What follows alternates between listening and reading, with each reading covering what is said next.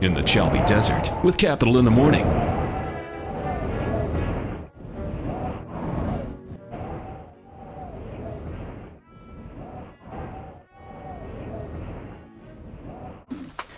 Interesting. I'm actually named after my grandmother's dad, who was called Tafaria, okay? And when I was born, that's the name was given. But when I was in primary school, I didn't like it because it was very unique. No one else was called like me, and I wanted to be called Joroge Kamau, just like everyone else. So I dropped it. Only later, when I went to high school, towards the end, I realized how important or how nice it is to have a unique name. So I had to take it up. But then, unfortunately, my ID had already been cut. So I later changed completely to Tafaria. I always ask my grandmother what it means, but I never quite got straight answers. But at one point she said that Tafaria simply means a hard worker. Oh, that's a beautiful name. Some of the other tweets are just really saying, leaving a well-paying job to establish a castle. I call that entrepreneurship. And a lot of people who have met you just point out that you are apparently a very humble guy. But you did mention that you grew up in the countryside, and of course childhood is full of happy and not so happy memories. Happy childhood?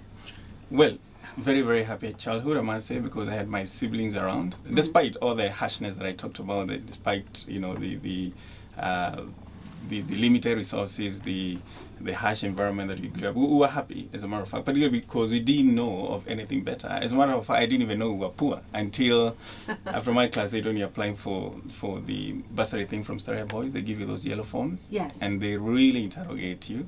How many chickens you have, how many goats you have, wow, what your grandfather has, all the entire, and that's when I started filling the form and I realized, good Lord, we haven't got anything. And from that point it was, boy, you have to run, and you got to keep running. So yes, the upbringing was happy in that regard, in the family setting. But yes, humbling because the environment was humbling. But at the same time, it built my character. It made me to become a risk taker, particularly because we went through a lot of tough times. And because you're able to make, through that, you always look back and say, this is my reference point. I'm more than happy to take any risk, for as long as if things go wrong, that's where I'll go back to. Then I know how to come out. It's like sort of being lost in a stadium. Any door you take, yes, will get you out.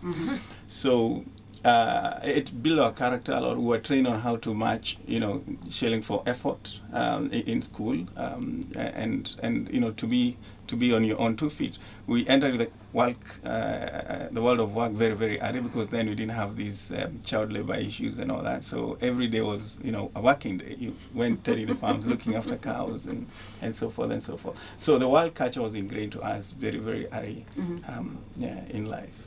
And like I said, quitting a high-flying job to go back to the rural areas to transform it, because again, it doesn't make sense that all of us, the rural areas, are giving birth to very good brains, but we run away from it. The area doesn't make sense. So Tafaria is about transformation. We are actually encouraging and promoting rural investments as well, because there's huge potential that, and I think that's the only asset that this country has.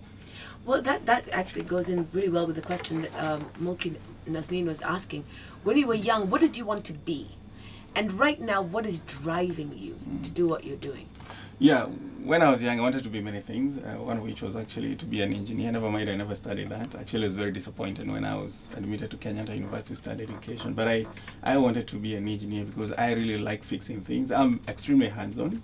And those who have, worked under me in management know that I'm extremely hands-on, because I like seeing things, getting done or coming out the way I would want. And in fact, that's why I quit to go and, supervise the construction of the castle to detail. So yes, my dream was to be an engineer, and I think the Tafaria project has given me that sort of opportunity, in the sense that I've had to work with engineers, I've had to work with architects, I've had to build stuff, and very often I got very involved with the fundis that were putting it together.